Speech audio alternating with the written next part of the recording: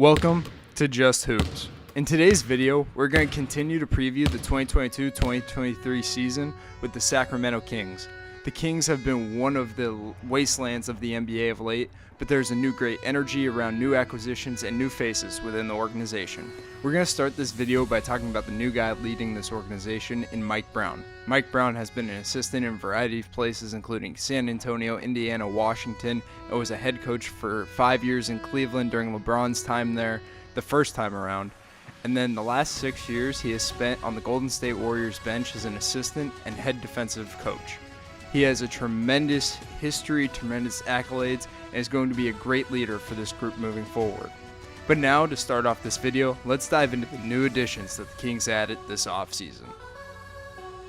First, let's talk about their first-round draft pick in Keegan Murray. Keegan Murray was incredible during the Las Vegas Summer League for the Sacramento Kings and showed a lot of promise. Yes, it is Summer League and you can't take it for much, but what he showed could definitely fit in Sacramento and bring impact right away. His ability to stretch the floor, his ability to handle the ball, play on the break. He just does everything offensively at a really high level. And then defensively, his length, athletic ability allows him to be versatile, fly around, play in a variety of spots and situations, and could be a huge piece for them as a primary wing and forward defender on the perimeter and on the inside. Now for some of the moves they made in free agency, they acquired spacing. Both Malik Monk and Kevin Huerter are two high-level shooters that can do it in different spots in a variety of situations, and will just be big-time floor spacers and guys that could be secondary ball handlers offensively. To talk more about the spacing, both guys shot just around 39% from three. They're basically 40% three-point shooters on high volume. Both guys could run off screens. Both guys could make a shot with the ball in their hands. Both guys could just play off of people, and these two guys could definitely impact in Sacramento with their ability to space the floor, play wide, play off of Sabonis, play off of Fox, play off of Mitchell. They just have that innate ability to know where to be, find the open space, and then knock down great opportunities consistently. To begin previewing their offensive game next year, let's go back to last season and look at some stats. They were the 24th offense based on rating, 22nd in terms of point per possession. They were bottom 10 in assist-to-turnover ratio. They were bottom 10 in all shooting statistics, effective shooting percentage, field goal percentage, three-point field goal percentage, and two-point field goal percentage. They just need to improve at this end of the floor. One thing that stood out to me in terms of the stats was their high free throw attempt rate, which is a really good thing for the personnel that they have. But now let's dive into some things that they can do next year that could really make this offense explode and be one of the best in the NBA. They can for sure be one of the best pick and roll teams in the NBA due to their personnel. Diving in first, let's talk about Davion Mitchell. Mitchell is a really quick guard off the bounce. He is a vet-like decision-making ability to be able to slow down, see the floor, make smart plays. He's a great second-level and first-level scorer with athleticism and strength for his size. He can continue to develop as a shooter, but he showed great raw ability in the pick and roll as a rookie last season. De'Aaron Fox is a solidified name in the NBA. His ability to score has just gotten better throughout his career. He is questionable as a playmaker at times. It seems a little rushed, tries to do too much. But overall, he showed last year that he could score at three levels, and that with Sabonis, his playmaking got a lot easier and opportunities were a lot more easy for him and his teammates to come by.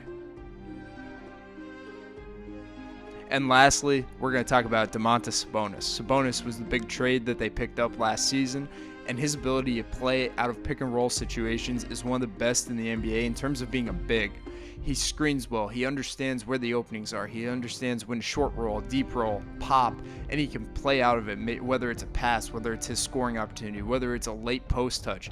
He's just tremendous at having a feel and understanding for the game in terms of where his opportunities and where his teammates' opportunities can come.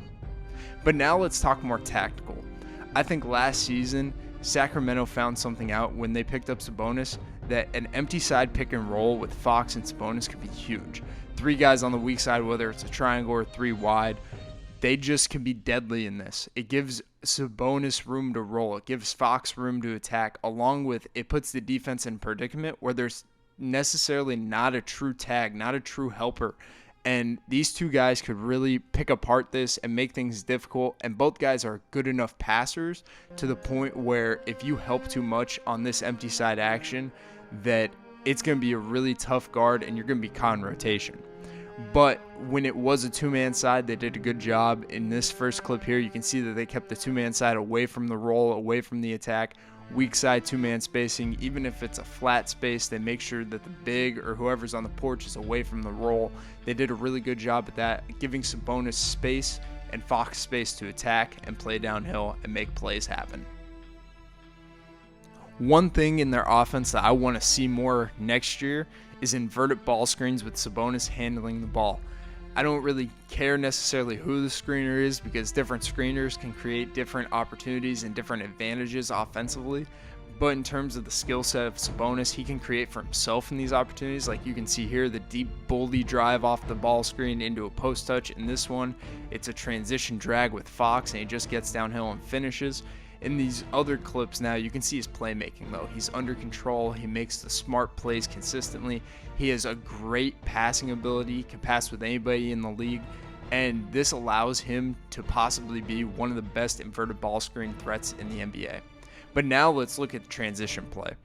The Kings need to get better on the break. Last season, they were top 10 in pace, but in terms of transition, they were bottom 10 in their scoring efficiency and point per possession.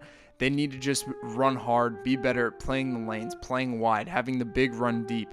They have the talent and athletic ability in terms of their guards, Davion Mitchell and De'Aaron Fox, to really push the pace, play downhill, make plays on the break.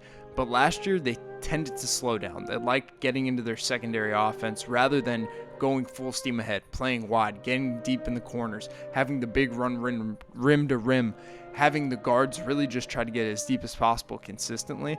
And they have guys across the board that can handle the ball, push the break, and really make it difficult for defenses to get back, get set, and make a play. So this team could be deadly in transition. They're versatile across the board. They're skilled. And I'm excited to see what they do next season with Mike Brown. We hinted at this a little earlier with the inverted ball screens with Sabonis, but the offense last year looked incredible with Sabonis in 5-out elbow situations where he's going to catch it in space, wide on the perimeter, and allow guys to play off of him. He's a great passer, great decision maker, and this will make things so much easier for the shooters that we talked about earlier, Herter and Monk and Keegan Murray and Harrison Barnes, and also their guards and Fox and Mitchell, just to make life so much easier. They don't need to create with the ball in their hands. They could give it to Sabonis, allow him to make all the decisions, and then it'll also make things very difficult for a defense with splits, Chicagos, zooms, create more randomness. The Warriors do a great job at these actions off of Draymond. I think Mike Brown could bring those same actions and philosophies to Sacramento to make the Sacramento Kings one of the hardest teams to guard, with Sabonis being the primary playmaker in a lot of half-court offensive situations.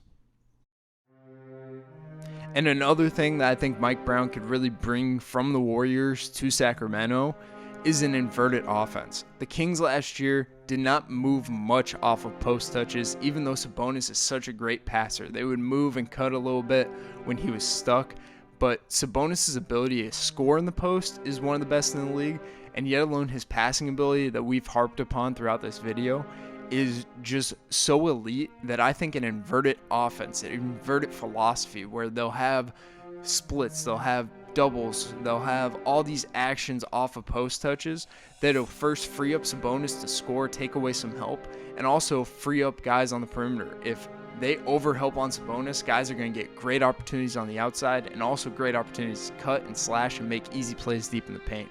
This is part of their offense that I think could be huge next season. Just a different way to play through Sabonis and free up other guys for easier, more high-quality opportunities. Now let's go to the other end of the floor and talk defense, where I think Mike Brown will put his mark on this team. Let's look at the stats from last season real quick. They were 27th in terms of defensive rating and point per possession. I think the big thing that stood out was their rebounding and interior defense. They were 27th in both second chance points and paint points. They were 22nd in defensive rebounds. They need to improve on the glass and in the paint, but now let's dive into the film and let's talk about what things Mike Brown could bring from the Warriors defense last year to Sacramento to really help them out, and some philosophies and things that the Warriors showed that I think could really help and make Sacramento a much better defensive team. Let's talk about the base of the Warriors defense last year in terms of their shell and rotations. They were one of the best interior and paint defensive units, along with just overall defensive units in the NBA last season, with the number 2 defensive rating through 82 games. In this clip right here, we froze it to see how the help side really loads the box. They really prioritized the paint and really made things difficult for guys to get downhill and make plays. In this clip here against the Grizzlies, you can see the same thing. When the ball gets swung and they do a great job at closing off gaps, making drives difficult, they load the box. You got the nail loaded, strong side block, weak side is ready to fill the lane and drop behind. We'll talk more about the rotation later, but this paint priority, this paint emphasis will be huge for Mike Brown to bring to Sacramento in terms of creating that defensive identity and make things difficult on the interior, all while applying great pressure on the perimeter. This forced a lot of mid-range opportunities for offenses and really made things difficult to get deep paint and good opportunities from 3. But now let's talk a little bit more about the rotational stuff that I brought up earlier. You'll see the low man help strong, the drop behind, and then on rotations they take it personal. They really make an emphasis and made great effort at getting back out, rotating out, closing out to shooters, and making shots difficult on the perimeter. In this clip here, you can see that the drive happens, the low man comes in, gets a block, there's that drop behind, and they tried to keep guys that shouldn't be in the paint outside of the paint and really emphasize that size should help, so forwards and bigs were the primary helpers, and it was great for them. It was a huge part of why their interior defense was so good, that size tended to help, and they kept speed and quickness on the perimeter to make plays out there, force turnovers, and just be active. But at the end of the day, these rotations were due to high connectivity and high communication on this Warriors defense. Let's talk a little bit about ball screen coverages that Mike Brown's defense showed last year in Golden State. They really tended to go over and drop and ice as their primary 2 coverages. They showed an ability to switch and apply pressure in blitzes. We'll talk about that at the end. But this over and drop was key for them in terms of having a great paint defense. They really loaded the box behind the drop and then were great in rotation afterwards. All the things we talked about earlier apply. But I believe that their ice and ability to down ball screens and really pin an offense to a side of the floor was what made them so special in ball screen situations last year. You can see in these clips that they did a great job at applying at the point and activating the ball and forcing them in that direction, and then the drop was highly active, playing in that gray area, just making things very difficult to get deep paint, and then the help side was there, help side was active. But these last 2 clips, let's talk about their ability to blitz, switch, and just throw wrenches in an offense. Being able to have faith in guys to rotate, plug areas, cover space, along with just switching and guarding their yard one-on-one, even if it is a mismatch, was a huge part of their success, even in their deep playoff run. And lastly, the zone the Warriors showed was one of the best in the NBA in my opinion. I really like their odd front 1-2-2 matchup zone. We have a video about this in terms of breaking it down earlier from this past season, but in terms of going to Sacramento, Mike Brown showed that he is willing and able to do different things, to be creative, to go to a box and 1, go to a 1-2-2, go to a 2-3. Just do whatever could make his team successful at the end of the day is what he's willing to do. Regardless of the situation, regardless of who's on the floor, he's going to put guys in the best spots to be successful. And he showed that in Golden State, and it was a huge part of their success in winning an NBA title last year. I think that Mike Brown will show some type of junk or zone defense for Sacramento, and it's going to be very difficult for offenses to find cracks, find openings, and find good opportunities against that zone or junk or whatever Mike Brown decides to do with his new squad in Sacramento. But now to wrap things up, the Sacramento Kings are young, fun, and have a new energy about them with their new leader at the head of Mike Brown. I think Sacramento next year could really make noise and really push for a possible playoff opportunity.